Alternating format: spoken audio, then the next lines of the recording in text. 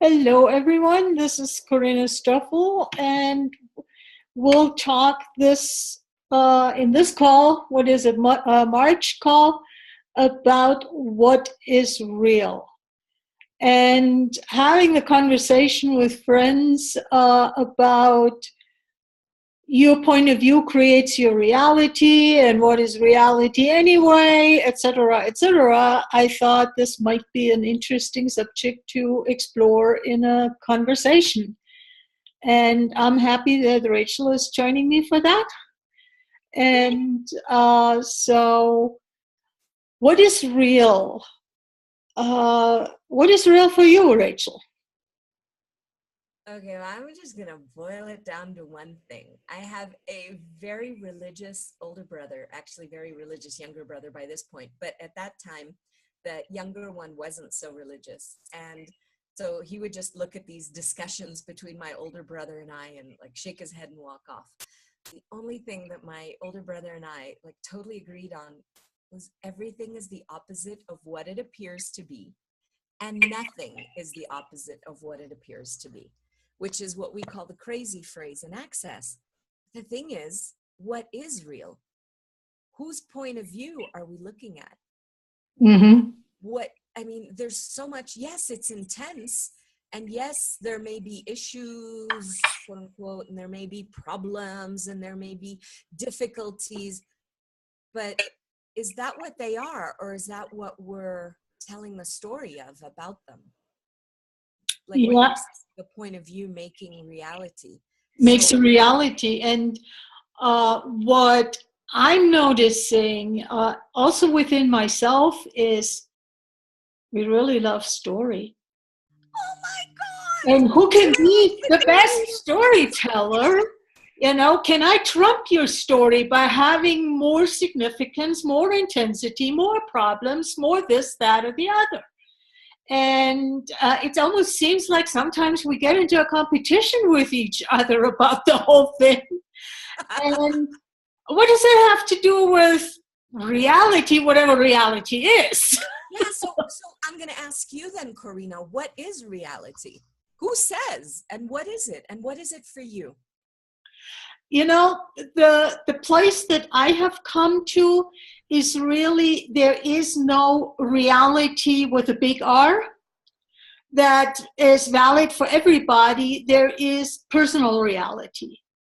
And there is my reality, there's your reality, there is my siblings' reality, there is whoever's reality. But it's a very And what personal. is that personal reality? What It's is that personal reality? it's what my points of view are. And in that sense, that reality can be a fixed reality or a very malleable reality. If I have a fixed point of view, nothing is going to change. This is it. This is truth. End of discussion. If I have a flexible point of view, then I may hear an argument or a comment or make a new discovery or realization, and I say, you know what? This doesn't quite jive with my up to now reality. Let's modify it to include that. And so it's a different Then, reality. so my question, Corina, would be then, is that real? So is reality in and of itself a creation and a lie? And is that at the core of what we say is belief? Okay, one after the other. What I, um, as I said, there is no reality. There is my reality, and it is a construct. Do I want to go as far as call it a lie? Uh, Only at the point at which I have the desire that you have to believe the same as, or have to view the world the same way as I view it. Then it becomes a lie because that is not necessarily true for you, and I'm trying to stick you with that lie. If it's my viewpoint, wouldn't necessarily consider it a lie, until I make it very significant and Nice. very true. That's it. That's the energy that I was tapping into in terms Yes. of the lie. Yeah. It feels to me like, we lay down, we go to sleep, whatever, and we're generally oftentimes lying to ourselves. We lie down with these, my mind's working in mysterious ways, or my mind isn't working, and that's why it's so mysterious. I don't know. But this lie that we keep telling ourselves, the story, like what you Yeah. said, we're fantastic storytellers. Well, the story is a weaving of elements that we could choose something different. And oftentimes we cast ourselves in a role of, no, this is the way it's supposed to be in this story, or in this fixed reality, personal reality, whatever reality you want to look at. But it's this, we buy this unchangeability, not the malleability you were speaking of before. But what you just said brought something up for me. We're the screenwriters for our life. So if I wrote the screenplay for my life, why would I change the story? Except from my perspective, when I wrote the story, I might have thought, this is a really great idea. And now at the space I'm in, I'm saying, what? That sucks. And so as the screenwriter also, am I willing to step in and rewrite the play from here on out? So I'm going to throw, what if we're not just the screenwriters, but we're also in the primary role? We're the stars of this. We are, we're the main character of the play. So my daughter said something very interesting to me the other day. I have a daughter who's just about turning 10. And she said, Mom, you keep asking for ease and things like that in your life. But if things are too easy, they're not fun. There's no challenge in them. There's nothing to solve. And I'm like, okay, that's an interesting one. How much have we bought into only that stuff that is difficult to solve? And then we need to labor.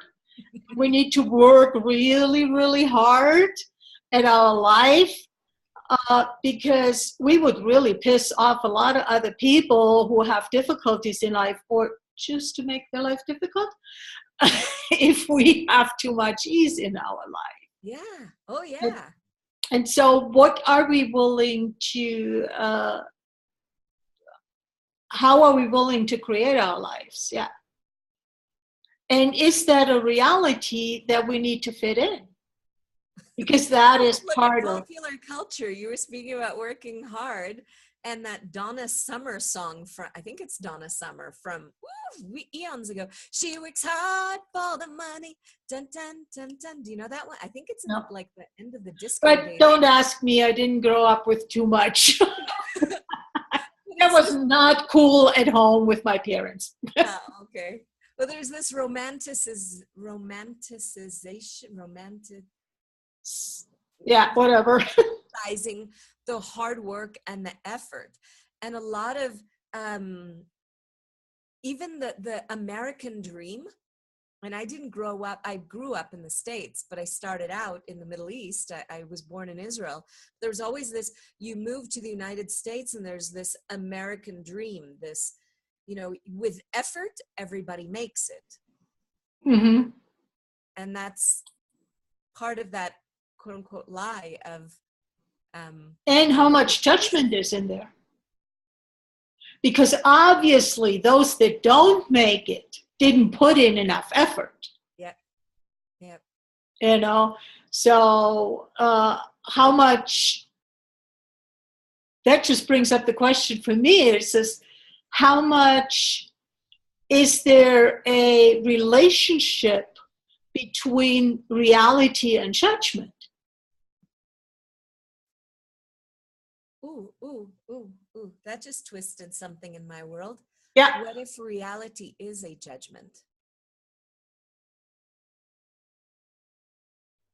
Okay, I can go with that because obviously, if it's my point of view on some level, I have judged it sufficient to be part of my point of view.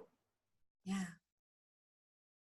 Because otherwise, that's the question is can I even live without having any point of view? And what I mean with that is truly not having a point of view. I can see how having a point of view and being willing to switch it on a dime, and not holding tight to it or not making it significant or all that, I can see that, but can I really go through the world without having absolutely no point of view? Yeah. That's a space I'd like to explore more of, the no point of view. That's a target, really. I'm not sure if it's the having no point of view or this just readily releasing, oh, that's an interesting point of view, and moving on. Yeah. That ability to be in just this space of wonder and openness to everything. Uh-huh. There's no solidity left.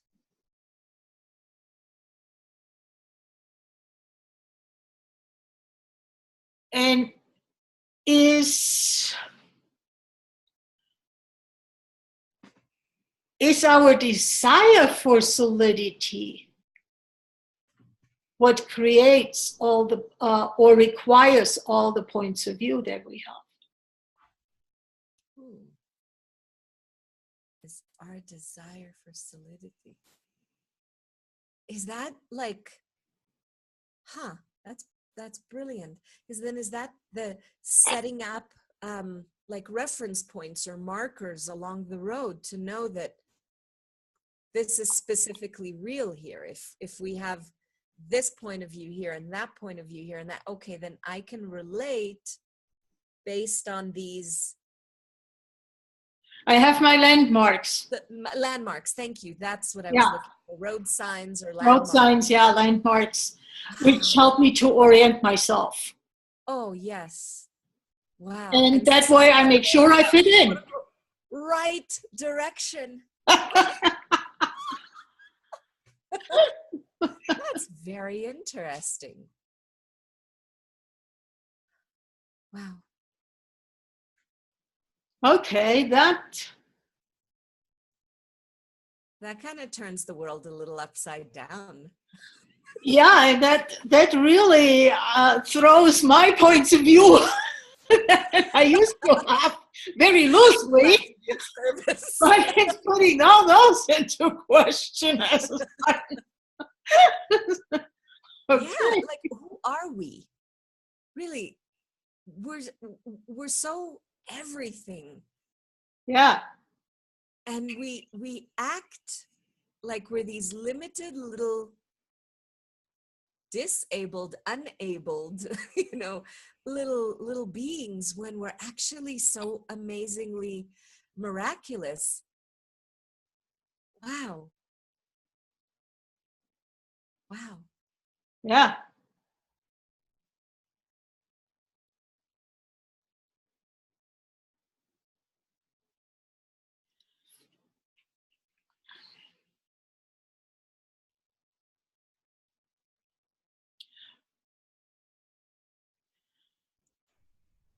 So what would be, let's just play. Okay? I don't know, fantasy, hypothesizing, I don't even want to label it, but what would be a reality for an infinite being? What would be real for an infinite being? Everything? Or nothing. Or nothing? Everything is the opposite of what it appears to be, and nothing is the opposite of what it appears to be. It's like it's this game of, oh, let me have this experience, and oh, let me have that experience, and mm, there are wow, I'm not even sure how to, I'm not sure of anything. Wow, it's so malleable. It's like you look at everything and you observe it, you see it, you perceive it, but you don't have to get dragged into it. And yet there's so many things, turning on the news or opening up Facebook even and seeing people's political commentaries. Yeah. Even if you try to avoid it on the news websites, but it follows you on Facebook, right? And there's so many tragedies and so many other things that go on in the world that it makes me wonder, like, if you look at a war or you look at situations that are, what would create us choosing that? What's the value of making choices that, I mean, is that to have more of the challenge so it's not easy, like my darling daughter was saying? What would create that as real? Because if we're looking, and like, what gives life this sense of it's worth living? Is it that intensity? Is that the road marker that people are looking for? Because as an infinite being, there's such a space, and a possibility, and not having to be dragged down by everything. What I'm wondering is, if someone is not aware or doesn't know that they are an infinite being, are tragedies that could range from a natural disaster to war something that makes life solid enough that I know I'm alive? Oh my God, that just hurts. That physically, oh, sorry. Is that what we do?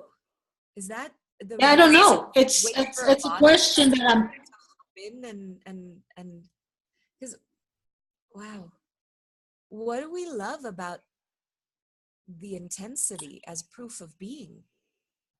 Yeah, but isn't that, I mean, trauma and drama is creating intensity. And how many people choose trauma and drama?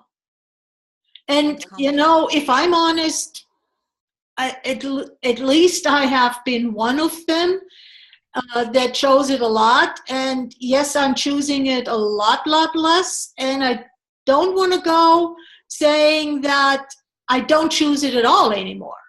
Oh yeah, says the one who was in trauma and drama yesterday. What is it that pulls us there? So again, this is fascinating. So what is it that pulls us into that? Is that the trying to fit in to this reality?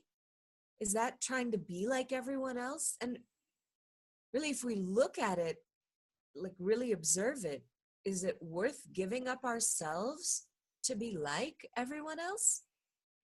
To not be ousted or shamed or separated from them? That could be one motivation. The other motivation for it could be that we're just so damn entrained into it that it's almost like a default mode. So it's either banishing ourselves or being banished. Us, or being banished. Yeah. Oh my God, that's huge. That's huge, Corina. Wow. So if they're not going to do it to me, I'm going to do it to me to make sure they don't do it to me. The best defense is an offense, except for the one we're offending is ourselves. That Nobody ever told us. No. But I heard that when I was growing up, I heard so much the best defense is an offense. And who are we offending? Who are we cutting off? Yeah, Who are we ignoring? It's ourselves. Is ourselves. Our own being, yes. So then going back to your question, what is real? What is reality? This is fantasy? Yeah. Fairy tale? I remember, okay, going back to Facebook, an image I saw a long time ago. This isn't, life isn't real, it's just a fantasy. And it was like Fanta, it was like a boat. Okay. On the surface sea. Of orange soda. And it's a Fanta dash SEA, fantasy. And I love that because it just lightens it up so much in my world. Yeah, but I'm you said SEA, and I interpreted it SEE. Yes, and they would both work. Yeah. Wow. So life is this cosmic joke or game or this that we take so damn serious. Yes. And that makes it real. Well, that's how we damn ourselves to fit in. Okay. Yeah. Literally, damn. Contain. Oof. Wow. Yeah. So what if we would have really fun instead of coming up with a life story, create little stories, fully immerse ourselves, have a total blast doing it, and then move on to the next one. 10-second joy bits, right? I like your joy bits. It's the joy of being. Yeah. I love that. It's yeah. my website. Wow. It's the joy of being. It's that just, wow, just little, it doesn't have to, I was asking questions like, from this stuck trauma and drama place, what's going to shift this? And what came was 10 seconds, 10 seconds, 10 seconds. Nothing serious, just 10 seconds, whatever it is for 10 seconds. I could be banging my head against a wall for 10 seconds, and then I could go and do a happy dance for 10 seconds, or I can, whatever it is. And if it feels like I really have to stay in whatever that is for a little longer, I can choose longer too. But yeah, the joy bits. Yeah. What if that's the game? See how long we can stay. Oh my God, it's like those video games that the kids play and you have to like survive. And my daughter was playing something where it's like a snake and you eat these little circles and your snake grows longer, slither, whatever. And I don't know.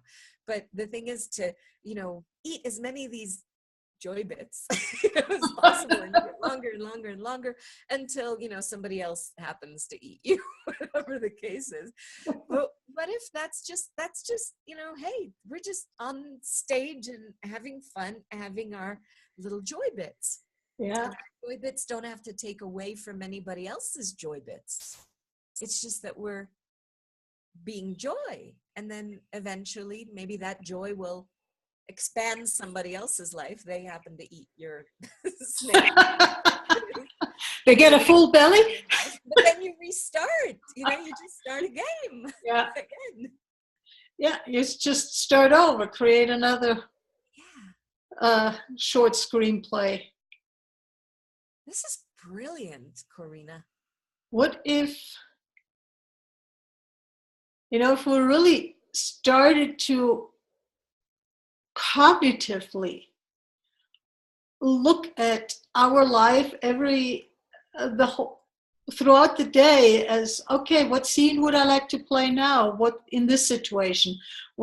How would I like to write the screenplay with that situation? Yeah. And the beauty, what I'm really getting is this is where what really question is. what would I like to play right now? What role would I like to play? Yes, I know in my movie, I'm the star and the main character, but what role would I like to play right now? And what role in this situation? What would my choice be if I were to cast myself as the villain? What would my next choice be if I cast myself as a queen? What would Yeah, my next choice be if I cast myself as a victim?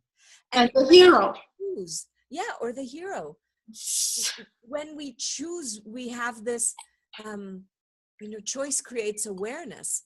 So then we don't have to like stick ourselves in anything. And if any choice only lasts a short bit, 10 Yeah, seconds or whatever it is, then we don't have to make it so significant. We can choose something, get the energy of it.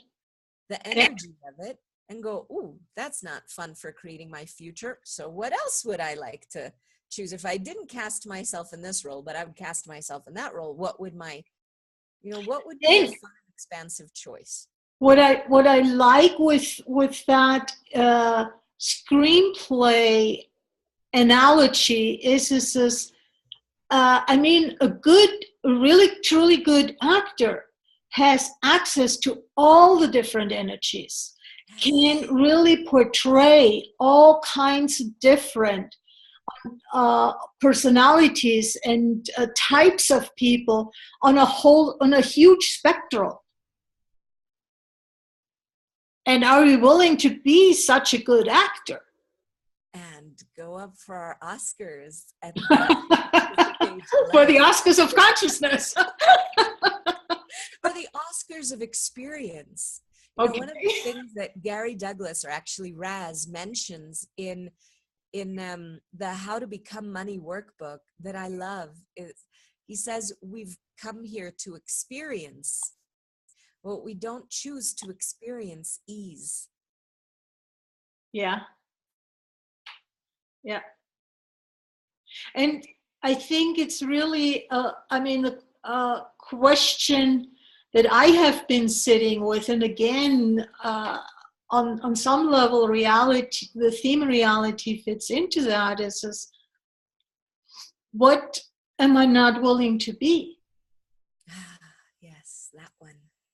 And also realizing that I know one of the things I'm gingerly stepping into and haven't been willing to be for most of my life until very, very recently, is to be the greatness who I truly be. And so, Would that be it, acknowledging yourself as infinite when you're willing to be the greatness you truly be? it's that, but it's also how much fun are we taking out of our lives that we could have if we would be willing to play that role and play with playing that role. Yeah.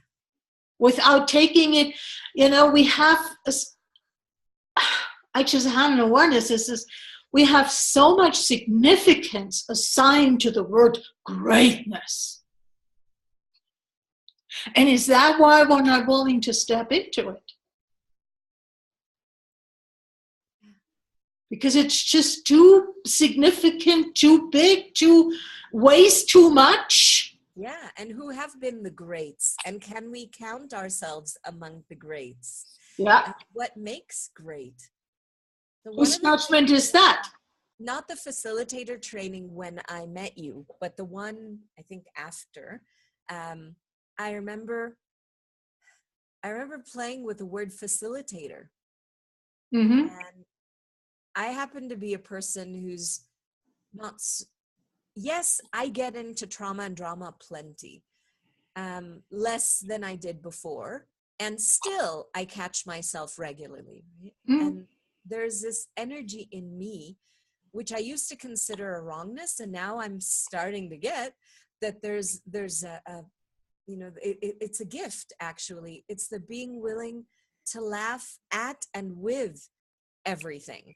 And so for me, the word facilitator, which means to make things easier, to ease things for people, to facilitate, for me was facilitator.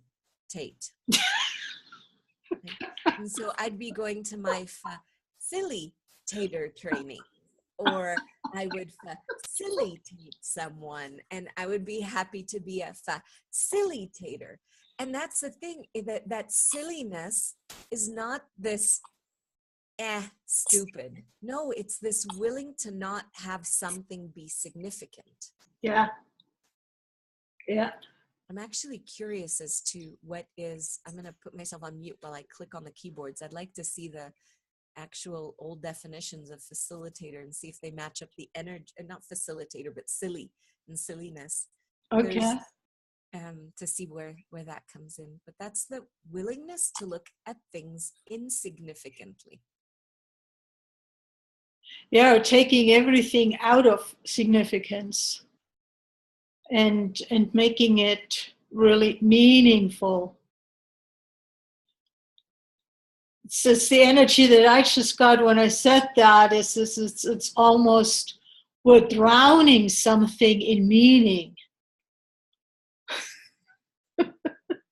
So would we be willing to not drown everything in meaning?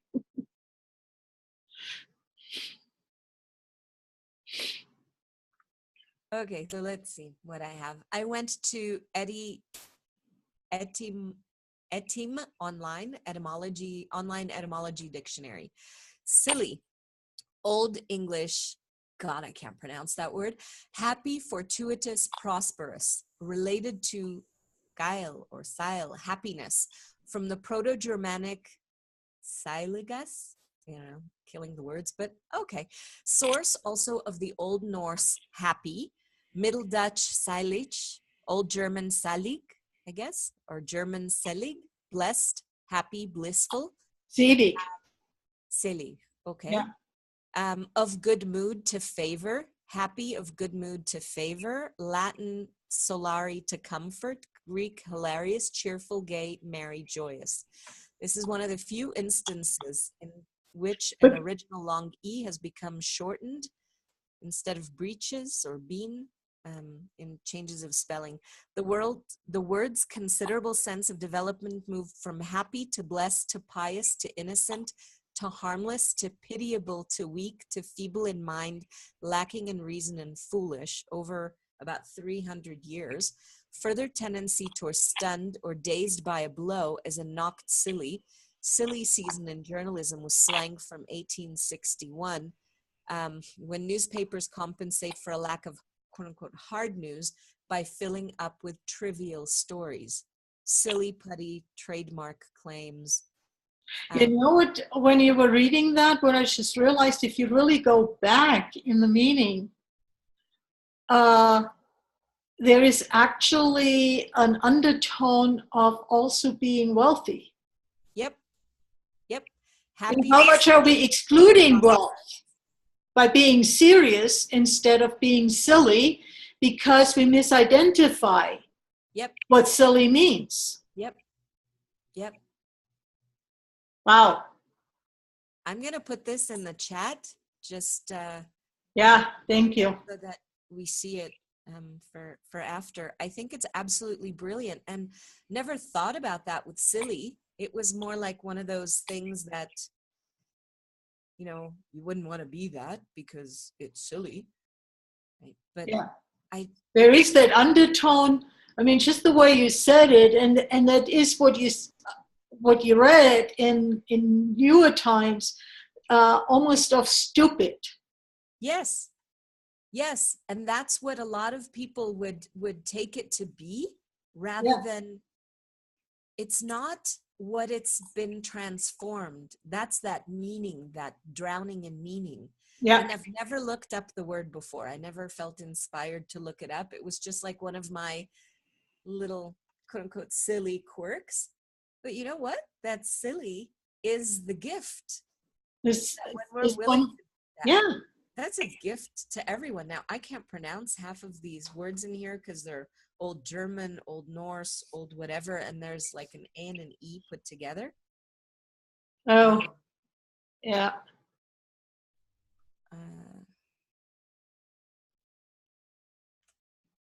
It wouldn't But let me that is really, once, but and by not being willing to be silly, we actually also exclude joy. yep. Because then, as a sudden, unless joy is that almost manic expression of joy, the quieter joy is silly. Yeah. Huh. And the thing is, joy is an actual choosing. It's an active Yeah. kind of a state, and so sometimes maybe people perceive it as manic, and then there's the sense of happiness or ease with just this being ease, I suppose, or being peace, which is a gift that you have. Yeah, for me, both joy and happiness have a component of peace. Yeah. Because that is part of the energy, for me, at least for me, part of that energy. I mean, to just contrast it, if I'd be at war with something, I really doubt I would feel happy or bless you, or joyful. Yeah. Yeah. Huh. No, because we'd be too stuck in the solidity and the significance. Yeah.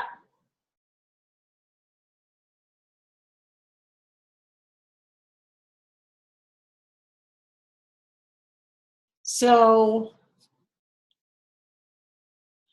wow, that is truly, that's an interesting turn this whole thing is taking.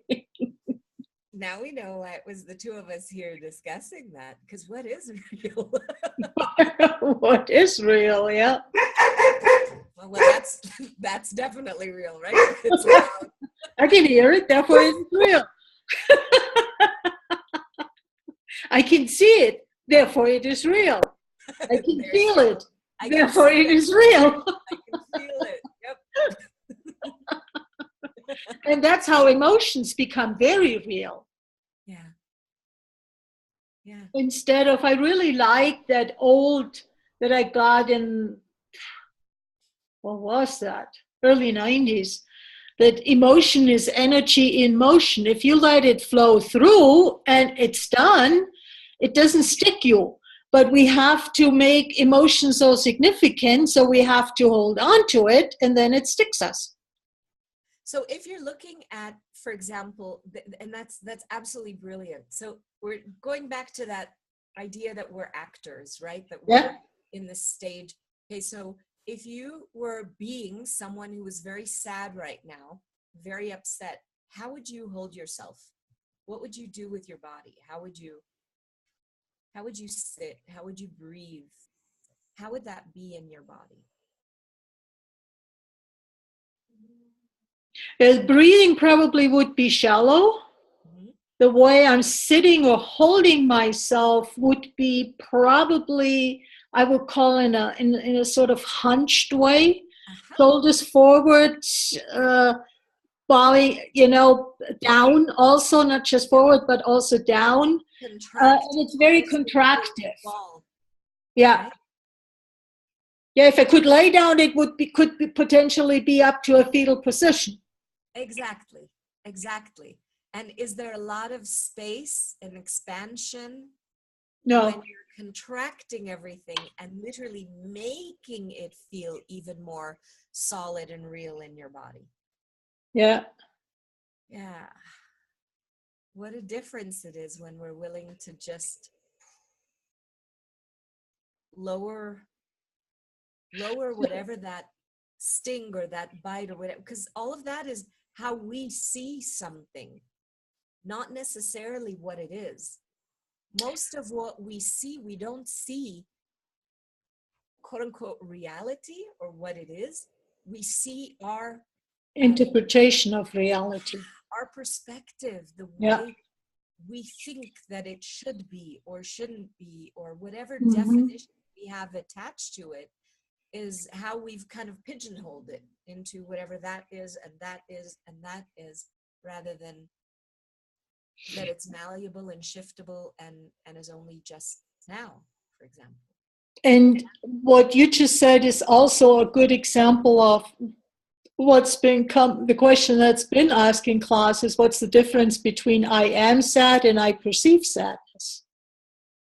When I perceive sadness, I can still be the space, but I see the hunched over posture and the contracted space of the other. Yeah.